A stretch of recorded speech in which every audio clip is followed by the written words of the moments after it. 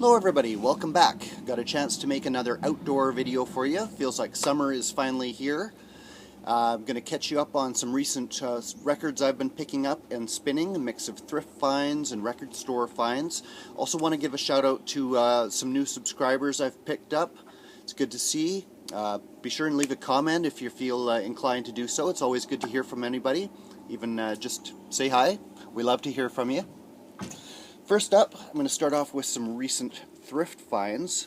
This is one I found pretty recently. The cover's not really in great shape, but the vinyl is pretty decent. It's quite an old one, 1959-ish, I think, on this one. Not certain of the exact pressing here, but it is Bud Shank as leader, with arrangements by Laurindo Almeida, the Brazilian guitarist, and this is Bossa Nova Instrumentals on the World Pacific label.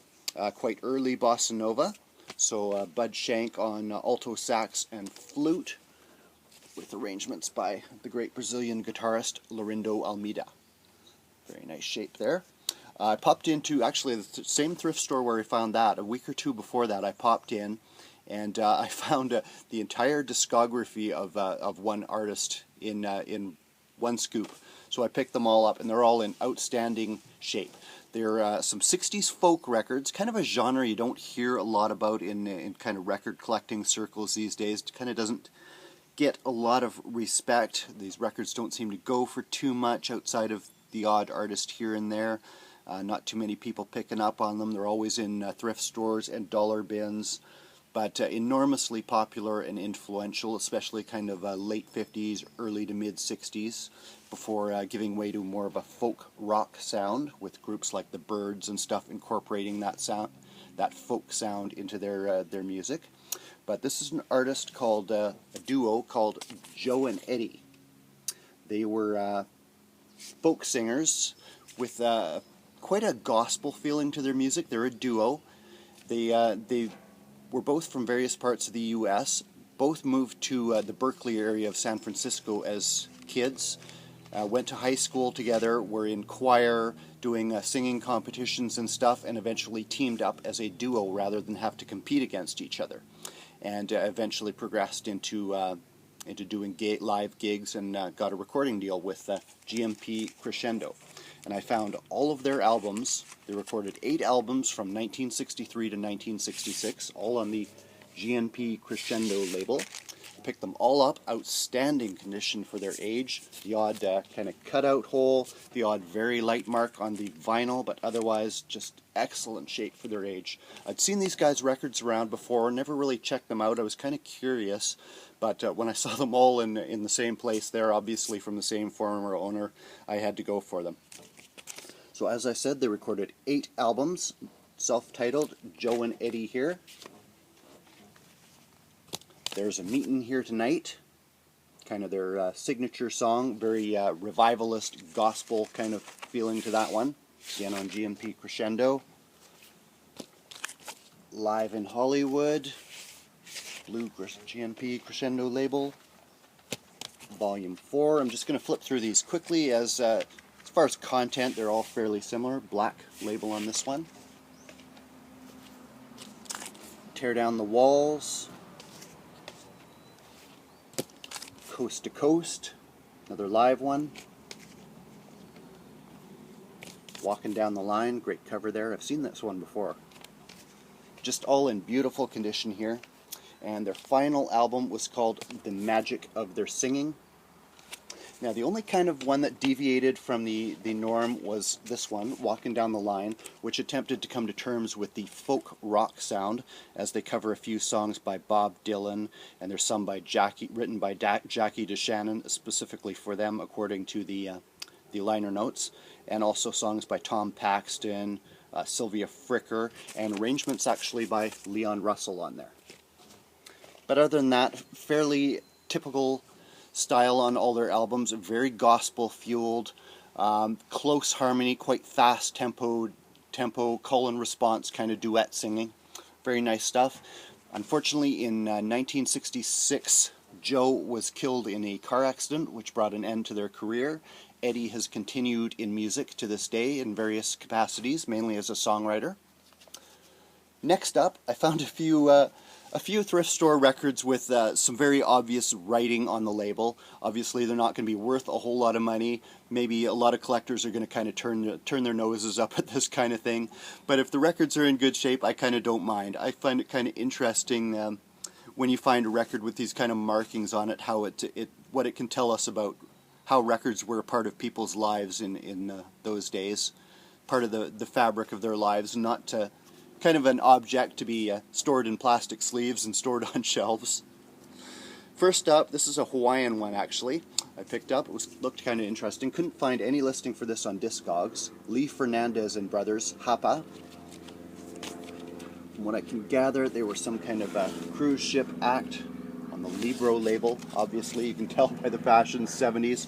I was hoping for a bit of funk on here. There's some kind of soulful stuff on here. There is a drum break, but mainly pretty loungy on here. But it's interesting because there's an inscription from Lee Fernandez on the front. I don't know how well that will turn up, but it says, "To Tim, it looks like, hope you really enjoy the album. Much thanks for all the help that you've given me. Friends like you are hard to find. Much thanks, Lee." So that's kind of cool. The other one is a Mike Oldfield album. This is one I did not have. I found it in the thrift store. Hurgist Ridge. Vinyl's in very nice shape on this one, on that gorgeous early Virgin label. 1974 here. And what's interesting here is the writing at the bottom of the sleeve. Hopefully you guys can see that. But it is the record of some kind of transaction for this record. It says Dennis Roussel traded December 76 for Omna Dawn, spelt Omna with an N. And initialed by R.R., the chiseler, for some reason he's called, as witness to the fairness of the transaction. Now, why Dennis would prefer Omna Dawn over this album, to me, they all sound kind of similar. That is lost to time, but kind of an interesting record of a long ago transaction in which that record was involved. Last up for the writing ones. This is one I picked up in the thrift store. I'd never heard of it before. Cover's in pretty bad shape on this one. It's 1960s. Len Chandler, The Lovin' People. Promo copy, Columbia. 2i. Vinyl's in very nice shape on this one, but this is covered in writing, apparently from the program director of WPEP Radio, dated 1967. And he's, I'm not going to read what he's written here, but he did not have a very high opinion of this album. It says, among other things, lousy lyrics. And here he says, excellent something, lovely organ. But on the back, he's written, he's gotten a bit harsh with his criticisms. You see lousy everywhere. Pretty harsh. Lousy lyrics. Excellent, especially organ. Lousy. Soft rock and roll and folk, WPEP 11/28/67, and his final summation of the album. Hopefully you can see that. I won't repeat it. Pretty harsh. Clearly this did not meet WPEP's high levels of broadcasting excellent, but I thought it was pretty decent. It's kind of soulful folk. It reminded me quite a bit of Richie Havens, maybe a bit of early Terry Callier on there as well. Pretty decent listen. Now, the best thrift find I've had recently was this one, which I could not believe when I turned it up. It is the Guess Who and the Staccatos, A Wild Pair. This is from 1968 on the Nimbus label. Hope you can see that. This is a promotional album that was put out by Coca-Cola. One side is by a group called the Staccatos, and the other side, of course, is the Guess Who hadn't yet had their run of success with American Woman and Wheatfield Soul album and all that stuff. They were right on the cusp of that. 1968 on this one. But very excellent stuff here. Nice shape on this one. Little bit of surface noise on the vinyl, but pretty decent. The Staccato side is actually really good too, especially when compared to the Guess Who. It's quite Beatles-esque. There's a bit of psych on there and just great harmonies. And the Guess Who kind of showcases their songwriting of Randy Bachman and Burton Cummings. There's one song on here called Hey Good Hardy. You can see that there. Clearly addressing another musical name there. Fully Psych on there. So, getting into a few record store pickups. These were actually from Record Store Day. I didn't actually pick up any of the exclusives, didn't go in any stores that did that, but I went to a couple that put their used vinyl on sale. So I picked up one I'd been looking for a while. Lee Oskar, this is his self-titled debut from 1976 on this one, I believe. Yeah. He is the harmonica player from War. Includes a printed inner sleeve there. Always kind of trippy artwork on his albums. Harmonica album, side 1 is a long suite on basically kind of on the immigrant experience in America. He was from Denmark, I believe, originally. Came to the U.S. to pursue a career in music as a harmonica player. Ended up meeting with Eric Burdon and joining War, which he's continued off and on with them ever since. So side 1 is a big long suite with kind of elements of blues, of rock, of jazz, even a bit of reggae on there.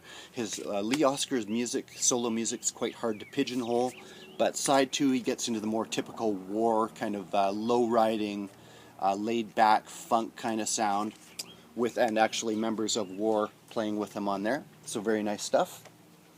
Another record store find, Magna Carta Seasons. I've heard of this one through the VC. Never checked them out before. Gatefold pressing on a Vertigo. I guess you call that the spaceship label. Very nice, folky, progressive, I guess you would call it. Next up, this is one also I'd had my eye on. Turned up in a record store, so I got it a little bit cheaper. Genesis, from Genesis to Revelation, early one from them, on the Black London label. Excellent condition on here. Got this quite cheap too, with the Record Store Day discount. Even includes a lyric sheet. So beautiful mix of progressive rock, bit of psychedelia, I would say. Early one with Peter Gabriel on vocals. Phil Collins not yet in the group. And the big one from Record Store Day for me, debut by Little Richard. This was actually sitting already discounted bins at one record store, and then plus there was a further discount on it. I'd been eyeing this one a few days before Record Store Day. Couldn't believe nobody had bought it for the prices it was going through. It's got some light scratches on it. Plays very well for its age. It's in excellent shape. Canadian pressing on Regency original. The debut by Little Richard. First thing you hear is that immortal cry of a wop bop a bamboo, or however he does it. Just rock and roll foundation stone right here. So stoked to have that. Couple of reggae ones. It's another record store find, Alpha Blondy, Cocody Rock. This originally recorded in the early 80s. I think it was only released in North America until in 1988. It was recorded in Jamaica with members of the Wailers band, of Bob Marley and the Wailers, particularly Aston Barrett on drums, or Aston Barrett on bass, and his brother Carlton, the late Carlton Barrett, on drums, on the North American Shanaki label. I had a reissue of this, but the sound quality wasn't that great, so I was kind of looking out for an original. Happy to have that. Sound quality is definitely better on there. He is an African reggae superstar from the Ivory Coast. Sings in kind of a mishmash of different languages, so you can't really figure out the lyrics too much, but the title track has that Wailers bouncy roots reggae sound, and it's just as catchy as all get out. I heard that one, was listening to that one on the radio when I was first learning about reggae. That was one of the songs that the local community station would always play. So I have a lot of fondness for that one. This is a brand new reissue. It's a pretty obscure one. Easton Clark, Real Reggae Rockers, 1976 to 1977. This is a compilation of 4 7-inch singles released by Easton Clark, who was a kind of a journeyman roots reggae singer in the 1970s. Maybe best known for a song called Bike No License, which was recorded at Lee Perry's Black Ark studio and included on the Pressure Sounds compilation Divine Madness definitely in the late 1990s. Not too much available by him on the market until this came out, but brilliant roots sides on here, each one followed by their B-side, their dub B-side. Mostly recorded at Channel 1. Last up, this is one I'd been wanting for a while. It's a fairly recent production, recent music. It's another Roberto Sanchez production. It is only the second album by Noel Ellis. He is the son of the great reggae superstar Alton Ellis. He recorded one album in the early 80s in Canada for Jerry Brown's Summer Sounds studio, which was reissued by Light in the Attic Records. A friend of mine did that reissue. We had to wait until 2015 for his second album. Apparently he'd done some acting in between, moved back to Jamaica, moved around. But this is him working with the famed Spanish producer Roberto Sanchez and his A-Lone Productions studio setup, Lone Arc Rhythm Force. Roberto Sanchez himself plays drums, bass, guitar, piano, and backing vocals. Roberto Sanchez specializes in taking these vintage artists and recreating kind of the sound of the late 70s in Jamaica, that classic roots and dub sound, but and putting a fresh lick of paint on it, not making it strictly a recreation of something from the past. And so he's managed to revitalize a number of these vintage artists' career, late in their career. So this is one from Noel Ellis. Beautiful collection of recent works from him. The standout track for me on here is Solution, which has almost a late 70s Bob Marley kind of vibe, a bit of a dance hall in there as well. So excellent side. Good to hear from Noel Ellis again. Hopefully we don't have to wait so long for another LP.